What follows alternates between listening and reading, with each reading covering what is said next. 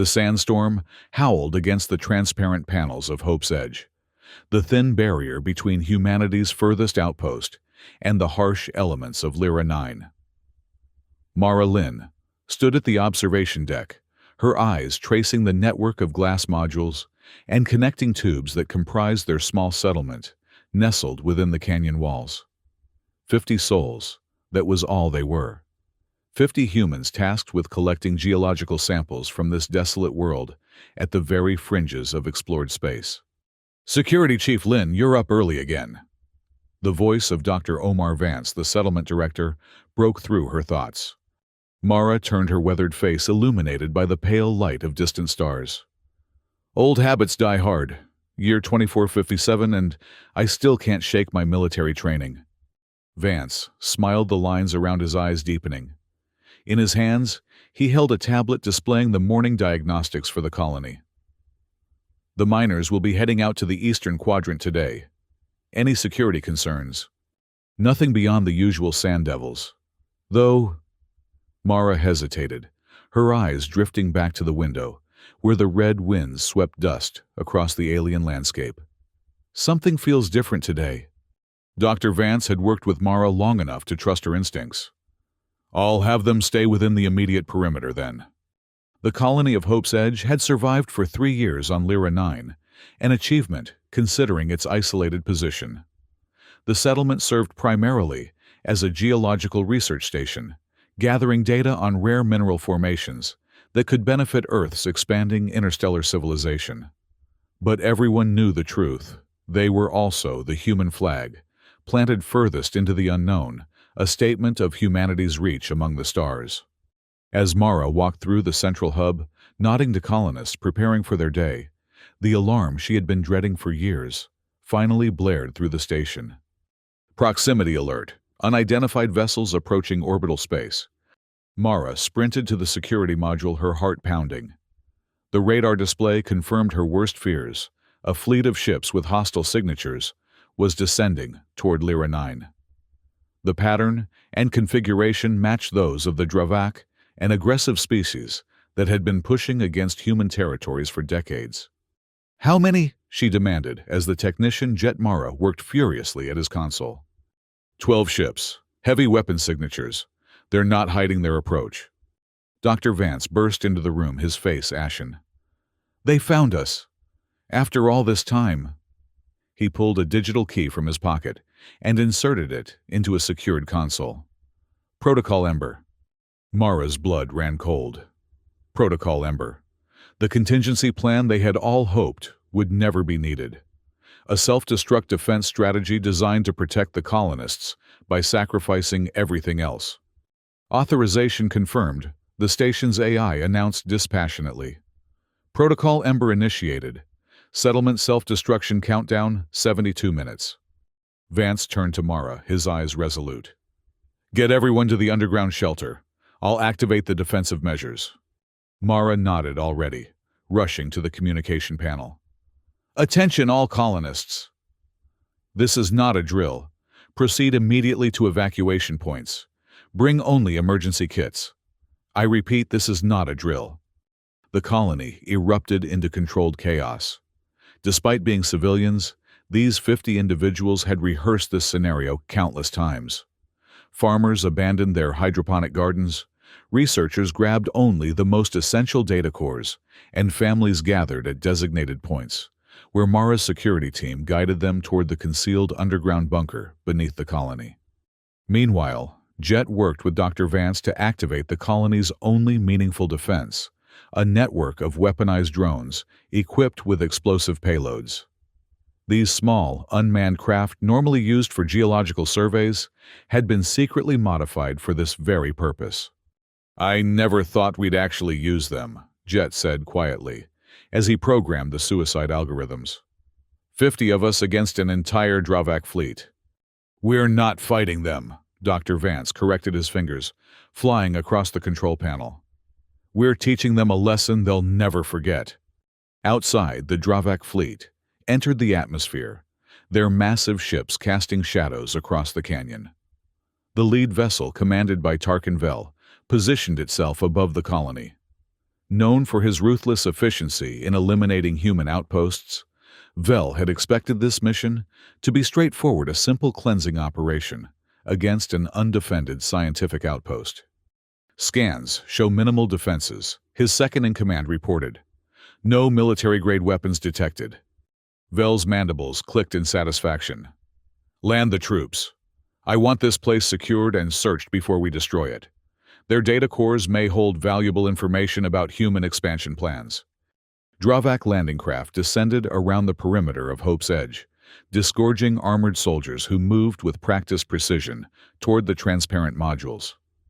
The countdown on the colony's main control panel continued its silent progression, 45 minutes remaining. Below ground, in a bunker carved into the solid rock and shielded from sensors, the colonists huddled. Children clung to parents, while the adults maintained a tense silence. Mara addressed them in hushed tones. We've drilled for this. The shelter will keep us hidden until the Dravak leave. Remember, they're looking for a colony, not a hole in the ground. She didn't mention Protocol Ember. They all knew what it meant. Back in the colony, the first Dravak soldiers breached the airlock, weapons raised. They encountered only empty corridors and abandoned workstations. Their commander, puzzled by the lack of resistance, ordered a thorough search. Find the humans, he growled. They must be hiding somewhere. As the alien troops spread throughout the facility, the countdown reached 20 minutes. Dr. Vance and Jet, monitoring from a hidden surveillance room adjacent to the bunker, watched the invaders ransack their home. They're in the research lab, Jet whispered. They're taking our samples, our data. Vance's expression remained stoic. Let them. In 15 minutes, none of it will matter. Aboard his command ship, Tarkin Vel received the initial reports. No humans found, Commander. The colony appears recently abandoned. They must have been warned of our approach. Vel's anger flared. Impossible, search again. Check for hidden compartments, concealed areas. They can't have escaped the planet. As more troops landed and joined the search, the countdown approached its final moments. 10 minutes, 5 minutes, 1 minute. In the surveillance room, Dr. Vance's finger hovered over the manual override. Just in case the automated system fails, he explained to Jet, whose face was illuminated by the countdown's red glow. Is this right? Jet asked suddenly. Destroying everything we built. Vance's eyes didn't leave the screen. We're not destroying everything. We're saving what matters, our people, and sending a message that will echo across the stars. The countdown reached 0. Across Hope's Edge, carefully placed explosives detonated simultaneously. The glass modules shattered in spectacular fashion, the connecting tubes collapsed, and the central hub erupted in a fireball that reached toward the sky. The Dravak soldiers inside had no chance to escape. Those outside were caught in secondary explosions as the colony's power generators overloaded. But the true surprise came next. The seemingly innocent geological survey drones launched from hidden silos, their engines burning bright as they targeted the Dravak ships hovering above.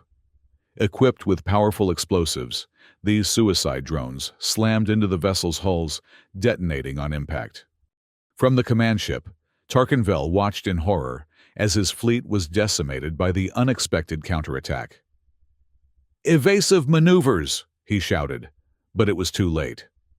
The drones, guided by the colony's AI, pursued their targets with relentless precision. In the underground bunker, the colonists felt the tremors of the explosions above. Mara checked her chronometer, 7 minutes since Protocol Ember had activated. 7 minutes to destroy 12 Dravak ships and their ground forces. Is it over? One of the colonists asked a young farmer who had helped build the hydroponic gardens that were now vaporized. Mara nodded, listening to the fading echoes of destruction. It's over, and it worked. Hours later, when sensors confirmed the departure of the last damaged Dravak vessel from the system, the colonists emerged from their hiding place to survey what remained of Hope's Edge. Nothing stood above ground, only scorched earth and scattered debris marked where humanity's furthest outpost had once proudly stood. We lost everything, Jet said, standing beside Mara as they looked across the devastation. No, she corrected him. We saved everything that matters. And we showed the Dravak that even humanity's smallest, weakest colony isn't prey to be easily hunted. News of what happened at Hope's Edge spread quickly through human space. The 50 colonists were evacuated back to more established settlements, but their story, how 50 civilians had destroyed a Dravak battle fleet in 7 minutes, became legend. More importantly, it sent shockwaves through the Dravak hierarchy. If the weakest human outpost could inflict such damage, what might their military installations do? 6 months later, the Dravak sent envoys to propose negotiations. The tide of their expansion against human territories halted, replaced by cautious diplomacy. And on Lyra 9, where Hope's Edge had once stood, construction began on a new settlement, Phoenix's Edge. At its center stood a memorial to the colony that sacrificed itself, rather than surrender a sculpture of glass and metal rising from the red sands like a flame. Mara Lynn stood before the assembled dignitaries at the dedication ceremony, her voice carrying across the new colony square. We did not merely survive, she read from the colonists' collective testament. We made our enemy tremble. The sandstorms of Lyra 9 still raged beyond the walls of Phoenix's Edge, but Mara Lynn slept soundly for the first time in years. The nightmares of a Dravak invasion had been replaced by the knowledge that sometimes the greatest strength comes not from overwhelming power, but from the willingness to sacrifice everything except what truly matters. In her quarters at the new settlement, Mara kept a small piece of glass salvaged from the original colony, a reminder that Hope's Edge had not been destroyed, but transformed into something far more powerful, a legend that protected humanity better than any weapon ever could. The morning after the ceremony, Dr. Omar Vance joined Mara on the observation deck of the new colony. The Defense Ministry wants to install actual military-grade weapons here, he told her.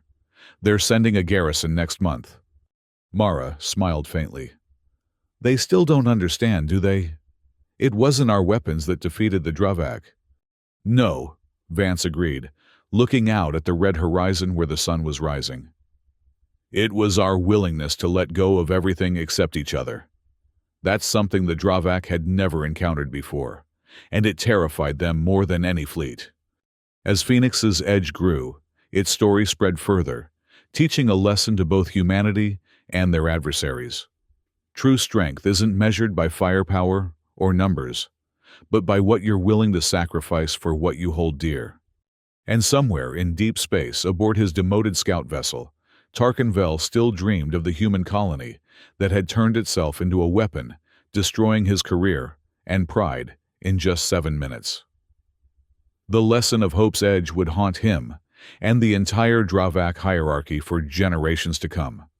The inhabitants of Hope's Edge had lost their home, but gained something far more valuable. They had changed the course of interstellar relations with a single, desperate act of defiance.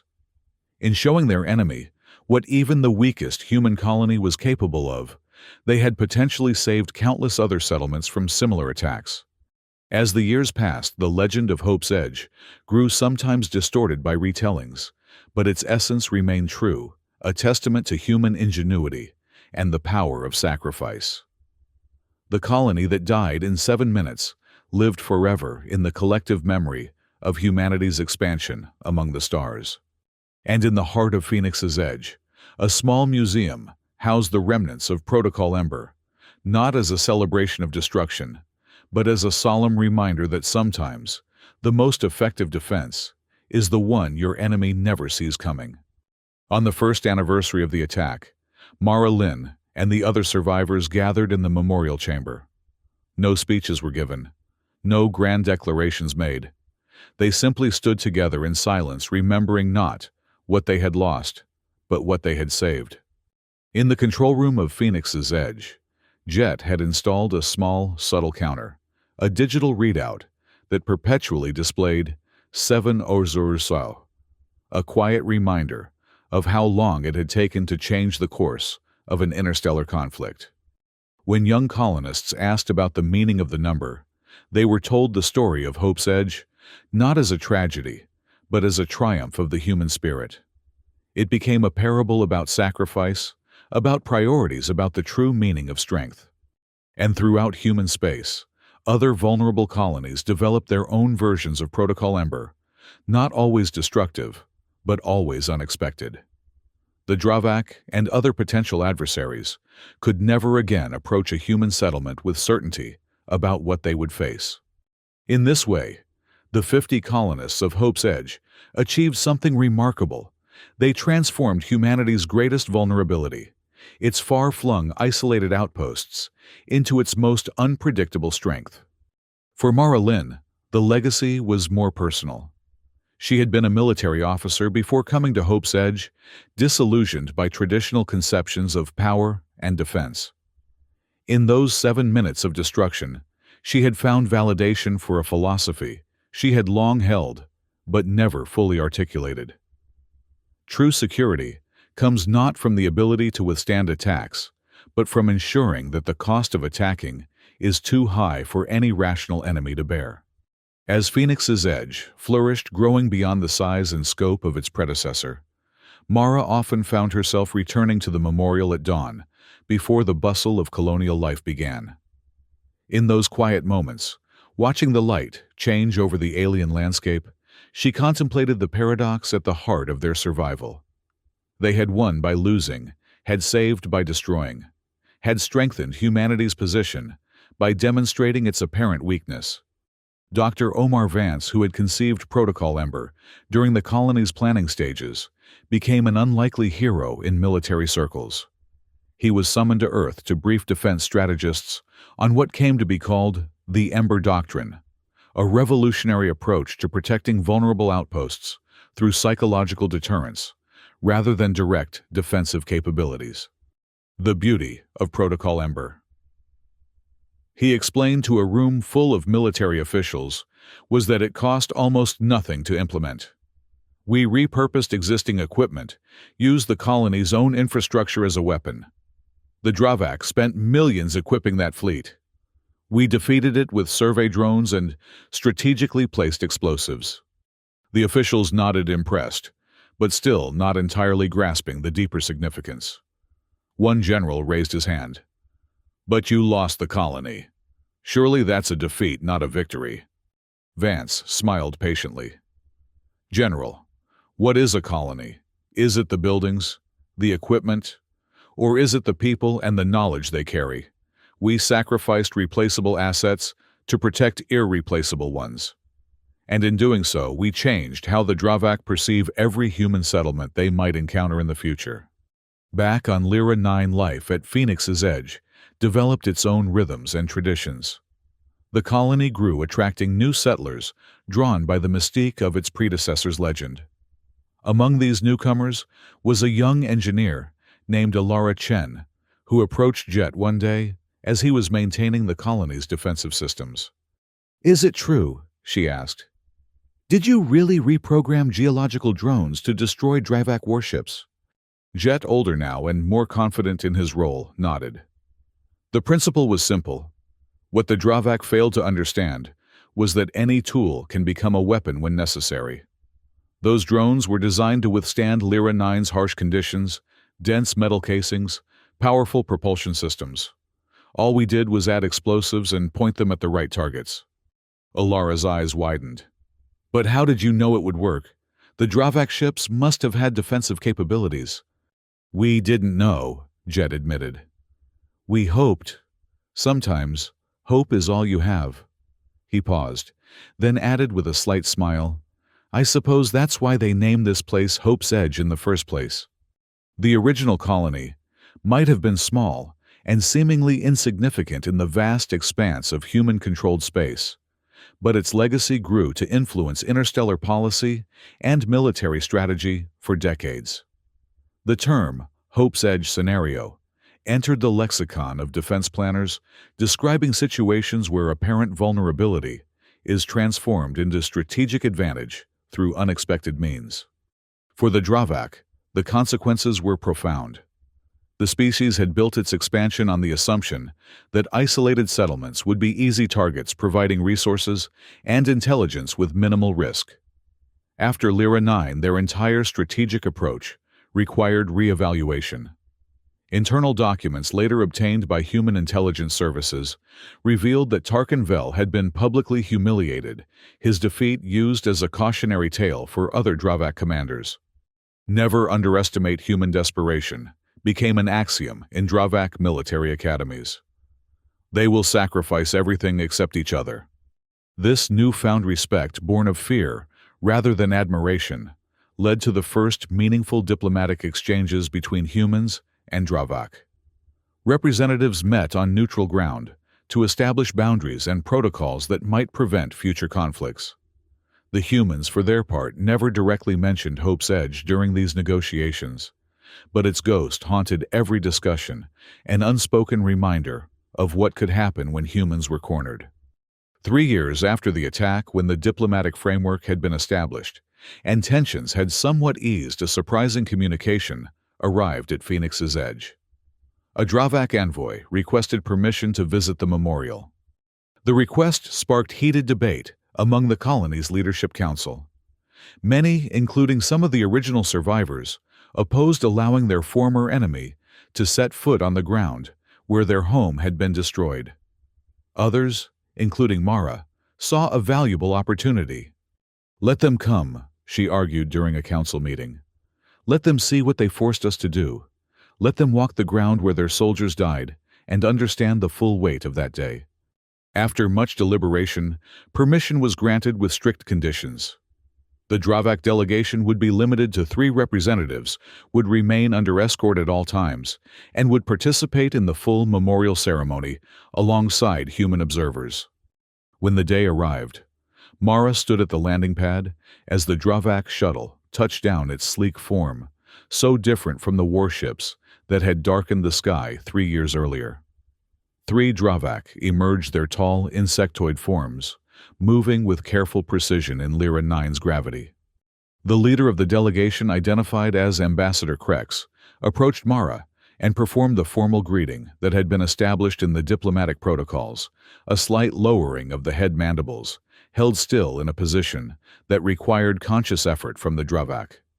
Security Chief Lin, the ambassador, said his translator, converting the clicks and hums of his native language into flat, emotionless standard. "We appreciate your willingness to receive us." Mara returned the formal gesture, her face betraying none of the complex emotions churning beneath her composed exterior. "Ambassador, welcome to Phoenix's Edge." The tour of the memorial was conducted in silence. The Dravak delegates moved through the exhibition spaces, observing the displays that chronicled the brief history of Hope's Edge and its final moments. They paused longest before a scale model showing the colony as it had once stood, and beside it, a real-time counter permanently frozen at 7 minutes, the duration from Protocol Ember's activation to the destruction of the Dravak fleet. At the heart of the memorial stood a simple monument, a transparent column containing 50 small lights, one for each colonist who had survived. Surrounding it were 12 darker spots embedded in the floor, representing the Dravak ships that had been destroyed. Ambassador Krex studied this centerpiece for several minutes before speaking. "An interesting choice of memorial," he said finally. "You celebrate not your dead, but your living." "Yes," Mara replied simply. "That was the point of what happened here. Not how many we could kill, but how many of our own we could save." The ambassador's compound eyes fixed on her. Commander Vel did not understand this distinction. He saw only a target to be eliminated, resources to be claimed. "And now," Krex said, his translator failing to capture the subtle harmonics that a Dravak would have recognized as regret, "we understand that your kind values things differently than ours. This has been educational." As the delegation prepared to depart, Krex presented Mara with a small object, a Dravak memory crystal, containing the personal logs of Tarkin Vel, who had taken his own life after his disgrace. His final entry, Krex explained, questions whether he was defeated by human weapons or human values. He never found his answer. Perhaps you will find it of interest. Mara accepted the crystal, understanding the significance of the gesture in Dravak culture, an acknowledgement of defeat, but also a recognition of worthy adversaries. After the Dravak departed, Dr. Vance found Mara at the edge of the colony, looking out over the red sands where Hope's Edge had once stood. "What will you do with it?" he asked, gesturing to the crystal in her hand. Mara considered the question. "Add it to the memorial. The complete story should be told from both sides." Vance nodded, then said quietly, "They came to understand what happened here. That's more than I expected." "Understanding isn't the same as changing," Mara replied. "But it's a start." As the years passed, Phoenix's Edge grew from a replacement colony into a thriving settlement, eventually becoming an important hub for human expansion in the sector. The memorial remained at its center, a reminder of origins that newer residents sometimes found difficult to comprehend. 10 years after the attack, when most of the original colonists had moved on to other worlds or other endeavors, Mara Lynn remained serving now as the colony's historical advisor. Her military bearing had softened somewhat with age, but her eyes remained sharp, missing nothing. She had made it her mission to personally tell the story of Hope's Edge to each new group of arrivals, ensuring that the lesson was never forgotten or diminished by time. Some found her persistence obsessive, but Dr. Vance, who still served as an advisor to the colonial administration, understood her need to bear witness. "They need to know what this place cost," she told him one evening, as they shared a meal in her quarters. "Not just in material terms, but in what it taught us about ourselves." Vance studied her across the table. "And what did it teach you, Mara, after all these years? What's the lesson you're really trying to convey?" She considered the question carefully, as she always did. "That true strength isn't about having the biggest guns or the thickest walls. It's about knowing what you're willing to lose and what you'll never surrender." He nodded, satisfied with her answer. The Ember Doctrine has spread throughout the frontier colonies now. Each has its own version, its own contingency. The Dravak never know what they're walking into anymore. "Good," Mara said simply. "Uncertainty is the best defense we could have given those settlements." The diplomatic relationship between humans and Dravak continued to evolve, moving slowly from armed truce to cautious cooperation in certain areas. Trade routes were established, cultural exchanges attempted with varying degrees of success. Throughout it all, the story of Hope's Edge remained a touchstone, invoked explicitly in human diplomatic training, referred to obliquely in Dravak communications. 15 years after the attack, a human Dravak scientific expedition was proposed to study unique geological formations on a previously uncharted world. Among those selected to represent human interests was Jet, whose expertise in survey equipment had only grown over the years. Before departing, he visited Mara in her office at the Memorial Center. "I never thought I'd be working alongside Dravak," he admitted. "After what happened, after what I did with those drones." Mara looked up from her desk. "You did what was necessary. And now you're doing what's necessary again, just in a different way. Is that how you see it, that easy?" "Not easy," she corrected him. "Necessary. The memorial isn't just about remembering the past, Jet. It's about building a future where such measures aren't needed. If you can help create that future by working with the Dravak now, then that's the right path." After Jet departed, Mara returned to the work that had occupied her recent years, compiling a comprehensive record of Hope's Edge, including not just the attack itself, but the years of planning that had gone into Protocol Ember and the far-reaching consequences of its implementation. She had interviewed every surviving colonist, collected their memories and perspectives, integrated the Dravak accounts gleaned from Vel's logs and subsequent diplomatic exchanges. The result was not merely a historical document, but a complex case study in asymmetric defense strategy and interspecies psychology. When published, 7 Minutes at Hope's Edge became required reading at both the Earth Defense Academy and the Colonial Administration Institute. Its central thesis that psychological deterrence could be more effective than conventional military strength in protecting vulnerable outposts challenged established doctrine and sparked heated debates in defense circles. Critics argued that the colony had still been destroyed, that the approach was too costly in material terms to be widely adopted. Supporters countered that no colonist had died, while conventional defenses would likely have resulted in significant casualties with no guarantee of success against superior forces. Through it all, Mara maintained that Hope's Edge had not been a planned experiment or a calculated sacrifice, but simply the best option available in desperate circumstances. "We didn't set out to change interstellar defense doctrine," she explained during a lecture at the Academy. "We just wanted to survive. Everything else, the diplomatic consequences, the strategic implications, those were secondary effects we never anticipated." 20 years after the attack, when Phoenix's Edge had grown into a substantial city, with a population of thousands, the original monument was relocated to a larger memorial complex that included educational facilities, a museum of interstellar relations, and a research center dedicated to peaceful conflict resolution. At the dedication ceremony for the new complex, representatives from 12 species attended, including a sizable Dravak delegation. The significance was lost on no one: 12 species, 12 ships destroyed.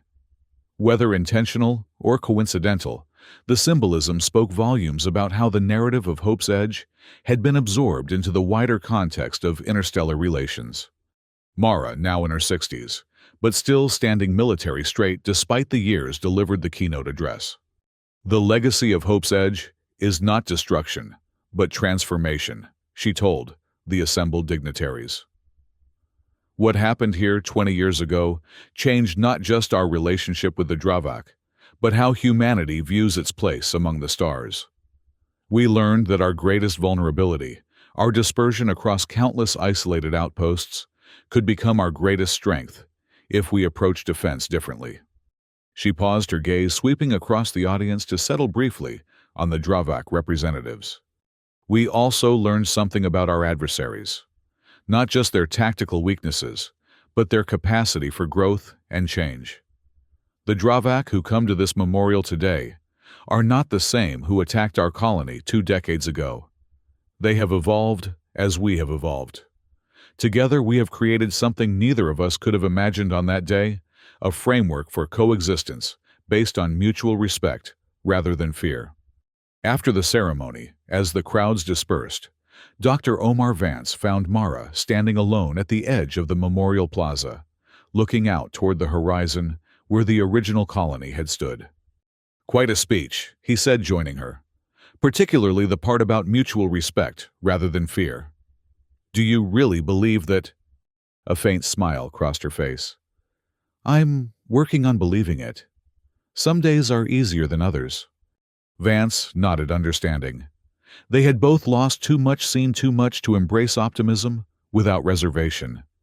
But they had also witnessed remarkable changes in the wake of those 7 minutes that had altered the trajectory of interstellar relations. "Protocol Ember was never meant to be used," he reminded her. "It was supposed to be a deterrent, something we could threaten if we were ever discovered." "Life rarely follows our plans," Mara replied. "But sometimes the unexpected path leads to better destinations than we could have charted for ourselves."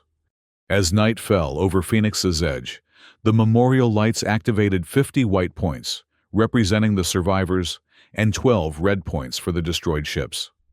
From above, they formed a pattern that could be interpreted as either a shattered star or a new constellation taking shape. Destruction and creation intertwined, just as the legacy of Hope's Edge balanced between tragedy and triumph. In the decades that followed, as humanity continued its expansion among the stars and encountered new species with their own ambitions and perspectives, the lesson of Hope's Edge remained relevant. Small colonies learned to think creatively about defense, to leverage psychological deterrence alongside conventional measures, to understand that sometimes the appearance of vulnerability could be strategically advantageous. 30 years after the attack, when most of the original colonists had passed away or retired to more central worlds, Mara Lynn remained at Phoenix's Edge, a living link to the event that had shaped not just a colony, but an era of interstellar relations. Though her official duties had been reduced to largely ceremonial roles, Her influence remained substantial. New colonial administrators sought her counsel, military strategists requested her insights, diplomatic cadets studied her experiences. And occasionally, when a Dravak delegation visited the memorial, she would serve as their guide, explaining in her direct, uncompromising manner exactly what had happened during those 7 minutes and why. Some found her continued engagement with the Dravak surprising, even disturbing. But Mara understood something that many of her compatriots did not. True security required not just deterrence but understanding. They need to know who we are, she explained to a young administrator who questioned her willingness to interact with the descendants of those who had attacked Hope's Edge. Not just what we're capable of doing, but why we do it. The Dravak thought we would sacrifice each other to save our colony. Instead, we sacrificed our colony to save each other. That fundamental misunderstanding nearly led to disaster for both sides. On the 35th anniversary of the attack, a joint human Dravak research initiative proposed establishing a new scientific outpost at the original site of Hope's Edge. The project would focus on studying the unique geological properties of Lyra 9 that had initially drawn human interest decades earlier, but with expanded scope and the benefit of both species' technological approaches. The proposal generated significant controversy, particularly among the surviving original colonists and their descendants.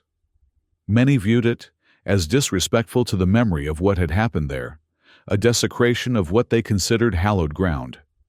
The Colonial Council, divided on the issue, turned to Mara for guidance. Though no longer holding an official position, her moral authority on matters relating to Hope's Edge remained unquestioned. After reviewing the proposal thoroughly, Mara addressed the council in a session opened to all colonists. 35 years ago, we destroyed Hope's Edge, rather than allow it to fall into Dravak hands. She began, her voice carrying the weight of years, but losing none of its clarity. We did so not out of hatred or fear, but out of necessity. We transformed our home into a weapon because we had no alternative. She paused, looking around the chamber at faces both familiar and new. Today, we face a different choice. We can keep that ground empty, a monument to a moment of crisis, or we can allow it to be reborn as a place of collaboration and discovery. The original purpose of Hope's Edge was never destruction. It was exploration, learning, expanding the boundaries of knowledge. This proposal offers a chance to reclaim that purpose. Debate continued for weeks, but ultimately, with Mara's support, the project was approved. Construction began the following year on what would be called the Lyra 9 Joint Research Station, deliberately avoiding both Hope's Edge and Phoenix's Edge, in its naming acknowledging that this new endeavor represented neither destruction nor rebirth, but a third path entirely. Mara visited the construction site regularly, watching as human and Dravak engineers worked side by side to build something that would have seemed impossible 35 years earlier. Sometimes, she was accompanied by Dr. Vance, who, despite his advanced age, maintained a keen interest in the project. "Do you ever wonder," he asked her during one such visit, "what would have happened if they hadn't attacked that day? If we'd remained undiscovered for years, decades perhaps?" Mara considered the question. "We'd have continued our work, gathered our samples, sent our reports back to Earth. It would have been a quieter life, certainly. Perhaps a happier one for many of us." She paused, watching a mixed team of technicians calibrating a sensor array. "But I'm not sure it would have been a better one." Vance raised an eyebrow. "You believe what happened was for the best?" "Not for the best," she corrected him. "But necessary, perhaps. For both our species. The Dravak needed to learn that military superiority isn't always decisive. We needed to learn that our greatest strength isn't our technology or our weapons, but our values, what we choose to protect, what we're willing to sacrifice." As they stood watching the construction, a Dravak engineer approached them, mandibles arranged in what humans had come to recognize as a formal greeting position. Security Chief Lin, Dr. Vance. The Dravak said, using their old titles out of respect rather than accuracy. We have uncovered something during the excavation that you should see. The engineer led them to a section of the construction site where the ground had been cleared down to bedrock. There, partially embedded in the stone, was a twisted piece of metal, recognizably part of one of the original colony's support structures, somehow preserved despite the devastation of Protocol Ember. We thought you might wish to preserve this for your memorial, the engineer explained. It seems significant. Mara knelt beside the fragment, her fingers tracing its contours. For a moment, she was transported back to that day, the alarms, the rush to evacuate, the weight of responsibility, as she guided her people to safety. Thank you, she said, finally looking up at the Dravak. It is significant, but I don't think it belongs in the memorial. I think it belongs here, incorporated into the new station somehow. A reminder of what once stood here and why it fell. The Dravak's mandibles shifted slightly, a gesture humans had learned to interpret as thoughtful consideration. That can be arranged. Perhaps as part of the main entrance, a symbol of continuity. A symbol of transformation, Mara corrected gently. From conflict to cooperation. When the Lyra 9 Joint Research Station was completed a year later, the fragment from Hope's Edge was indeed incorporated into its design, embedded in the floor of the main atrium, preserved under transparent material that allowed it to be seen but not disturbed. Beside it, a simple plaque in both human and Dravak languages told the story of the colony that had stood there before, and the 7 minutes that had changed the course of interstellar history. On the day of the station's dedication, representatives from both species gathered for a ceremony that was broadcast throughout human and Dravak space. Mara, now one of the last surviving members of the original colony, was asked to deliver the opening address. Standing before the assembled dignitaries, she looked older than her years, the weight of memory evident in the lines of her face. But her voice remained strong, her gaze direct and unwavering. 40 years ago, I stood in this place and made a decision that would cost us our home, but save our lives. Today, I stand here again to witness something I never thought possible, the rebirth of Hope's Edge, not as a human outpost, but as a shared endeavor between our species. She turned slightly, acknowledging the Dravak delegation, with a formal gesture that had become standard in diplomatic exchanges. To our Dravak colleagues I say, this what happened here was neither triumph nor tragedy, but a lesson costly for both sides, but valuable beyond measure. We learned that strength takes many forms, that vulnerability can become advantage, that our differences need not define our relationship. Shifting back to address the entire gathering, she continued. This station represents not just scientific cooperation, but a commitment to finding new ways forward. We cannot change our past, but we can choose our future. Today, we choose one of collaboration rather than conflict. As she concluded her remarks, Mara took a moment to look down at the preserved fragment beneath her feet, the twisted metal that had once been part of her home, now serving as foundation for something new. In that moment, she understood that the true legacy of Hope's Edge was not the 7 minutes of destruction that had made it famous, but what had grown from that destruction, a new understanding between species, a reconsideration of strength and weakness, a transformation of relationships that had seemed fixed and immutable. The colony that had sacrificed itself, rather than surrender, had in its final moments planted the seeds for a different kind of future than anyone could have imagined. A future where former enemies worked side by side, where the ground that had been scorched by warfare now supported collaboration, where the very concept of edge, the boundary between human and Dravak space, was being redefined. As the ceremony concluded and the various dignitaries dispersed to tour the new facility, Dr. Vance found Mara standing alone by a viewport, looking out at the familiar red landscape of Lyra 9. So, he said, quietly joining her, it's done. Hope's Edge reborn. Mara shook her head slightly. Not reborn, That would imply we're returning to what was. This is something new, something different. Vance studied her profile, noting the complex emotions playing across her features. And is that acceptable to you? After everything we went through, everything we lost? She considered the question for a long moment before answering. What we lost were things, buildings, equipment, possessions. What we gained was understanding of ourselves, of our adversaries, of what truly matters when everything else is stripped away. Her gaze remained fixed on the horizon, where the red sands of Lyra 9 met the alien sky. Yes, Dr. Vance, it's acceptable to me. More than acceptable, it's right.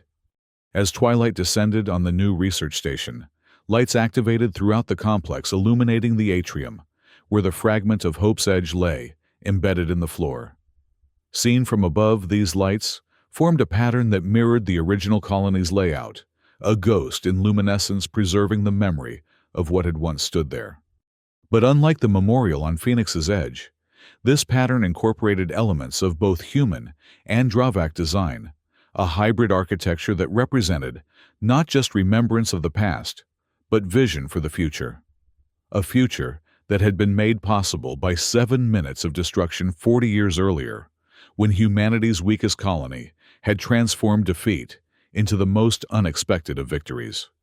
In her quarters that night, Mara Lynn slept peacefully, no longer haunted by the decisions she had made or the home she had lost.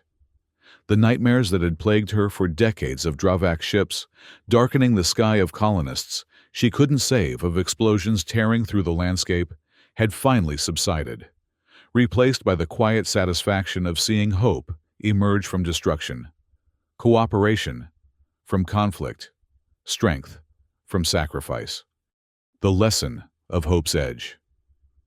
That true power comes not from weapons or walls but from values and choices had spread far beyond Lyra 9, influencing how humanity approached its place among the stars. Other isolated colonies had developed their own contingency plans, their own versions of Protocol Ember, not as weapons of last resort, but as statements of priority, what they would protect at all costs, what they would willingly sacrifice. And throughout human space, a simple phrase had entered the lexicon, spoken whenever difficult choices had to be made, between material assets and human lives, between expedience and principle, between what was easy and what was right. Remember Hope's Edge. It meant many things to many people, a reminder of sacrifice, a call to courage, a recognition that sometimes losing everything was the only way to save what truly mattered. But for Mara Lynn on this night, at least it meant something simpler: peace. The peace that comes from knowing that what was destroyed can be rebuilt, what was lost can be transformed, and 7 minutes can echo across the stars for generations to come.